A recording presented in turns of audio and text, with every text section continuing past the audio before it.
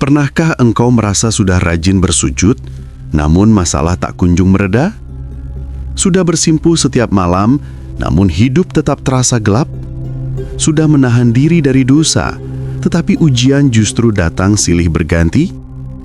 Dan hati yang lelah itu akhirnya bertanya lirih, "Ya Allah, kenapa aku?" Di antara tawa orang-orang yang tidak mengenal sajadah, engkau duduk memeluk lutut dengan air mata yang hangat. Mereka terlihat bahagia, rizki mengalir deras, hidup penuh warna. Sedangkan engkau yang berusaha menjaga diri justru terus menahan sesak yang menekan dada. Kalimat yang barusan kau dengar bukan sekedar pembuka. Itu adalah cermin bagi jutaan hati yang sedang diuji. Namun sebelum kita melangkah lebih jauh, aku ingin meminta sesuatu yang sederhana. Bukan untuk keuntungan dunia, bukan pula untuk mengejar angka, tapi agar dakwah seperti ini terus hidup, terus menjangkau hati-hati yang rapuh dan mencari cahaya. Dukunglah dengan subscribe, like, dan komentar.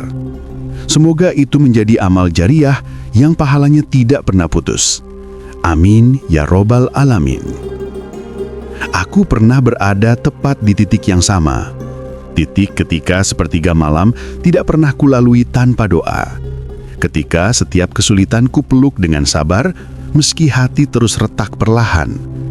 Tapi justru di saat aku berusaha menjadi lebih baik, hidup seperti membalas dengan beban yang semakin berat. Ada masa ketika aku merasa ibadahku tidak berbuah apa-apa. Sholat sudah, sabar sudah, doa juga sudah. Tapi dunia tetap menghimpit dari segala arah, dan aku sempat berpikir, mungkin Allah sudah tidak melihatku lagi. Sampai suatu malam, ketika tubuhku terlalu lelah untuk menangis dan pikiranku terlalu letih untuk mengadu, aku membuka lembaran Al-Quran. Lalu mataku jatuh pada satu ayat yang seolah menembus jantungku. Apakah kamu mengira akan masuk surga, padahal belum datang kepadamu cobaan seperti yang menimpa orang-orang sebelum kamu? Mereka ditimpa kesengsaraan dan penderitaan dan diguncang dengan berbagai cobaan, sehingga Rasul dan orang-orang beriman berkata, "Kapankah datang pertolongan Allah?" Ingatlah, sesungguhnya pertolongan Allah itu dekat. Quran Surat Al-Baqarah ayat 214. Ayat itu seperti suara dari langit yang turun langsung ke dalam dada. Suara yang tidak menyalahkan, tidak menghardik, hanya mengingatkan dengan lembut bahwa ujian bukanlah tanda benci. Ujian adalah jalan menuju kemuliaan. Tidak berhenti di sana. Aku membaca sabda Nabi Shallallahu Alaihi Wasallam. Manusia yang paling berat ujiannya adalah para nabi, kemudian yang semisalnya, lalu yang semisalnya. Saat itu, aku mulai sadar, aku tidak sedang dihukum. Aku sedang dipilih. Dipilih untuk dikuatkan, dipilih untuk ditinggikan, dipilih agar aku naik ke derajat yang tidak bisa dicapai oleh orang-orang yang hidupnya terlalu nyaman. Sementara mereka yang tampak bahagia tanpa ibadah itu, mereka tidak sedang diistimewakan. Mereka hanya ditunda. Aku perlahan mulai mengerti bahwa sujud bukanlah tempat untuk menuntut dunia. Sujud adalah tempat pulang, tempat di mana hati kembali menemukan bentuk aslinya.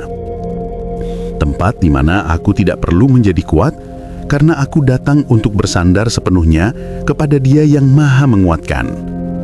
Namun, apakah setelah aku memahami itu semua, cobaan berhenti? Tidak. Justru ujian berikutnya datang dengan bentuk yang lebih berat. Aku pernah menyusun sebuah rencana besar, sesuatu yang kuhitung, kupikirkan, dan kudoakan dengan waktu yang panjang. Setiap langkah kumulai dengan basmalah, setiap harap kutanam dengan sujud. Kupikir inilah jalan keluar dari luka-luka yang sebelumnya. Kupikir rencana ini akan menjadi jawaban dari doa-doa yang selama ini kupanjatkan.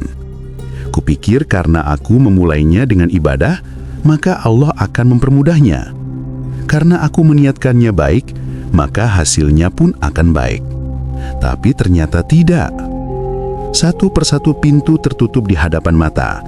Rencana itu runtuh seperti rumah rapuh yang ditiup angin. Aku terduduk diam, bukan karena putus asa, tapi karena tidak mengerti. Ya Allah, kenapa Engkau tidak membuka jalan yang bahkan telah aku awali dengan sujud panjang? Apakah aku salah? Apakah Engkau marah? Namun hidup tidak selalu berbicara lewat logika, karena logika manusia terlalu kecil untuk menjangkau kebijaksanaan langit. Aku mulai belajar bahwa tidak semua yang kita inginkan adalah yang terbaik, dan tidak semua yang Allah ambil berarti keburukan. Allah tidak selalu memberi apa yang kita minta, tapi Dia selalu memberi apa yang kita butuh. Saat doa-doaku seakan tak dijawab, bukan berarti Allah diam. Dia sedang menata semesta, satu kepingan demi satu kepingan, agar waktunya tepat, agar aku menerima sesuatu yang lebih baik daripada yang kupinta. Namun perjalanan belum selesai. Ujian yang paling menghancurkan kemudian datang. Ujian yang bahkan tidak pernah kubayangkan. Kehilangan seseorang yang paling aku cintai. Bukan karena pergi, bukan karena menghilang, tetapi karena Allah memanggilnya lebih dulu. Hatiku hancur. Dunia runtuh dengan cara yang tidak bisa dijelaskan. Setiap sudut rumah terasa kosong, setiap detik terasa sunyi. Setiap nafas seperti berjalan melewati serpihan kaca. Aku kembali bertanya, "Ya Allah, mengapa Engkau mengambil satu-satunya alasan aku tersenyum?" Aku hidup seperti bayangan, berjalan tapi tidak benar-benar ada. Tertawa tapi tidak pernah sampai ke hati. Berzikir tapi suaranya tercekat oleh tangis.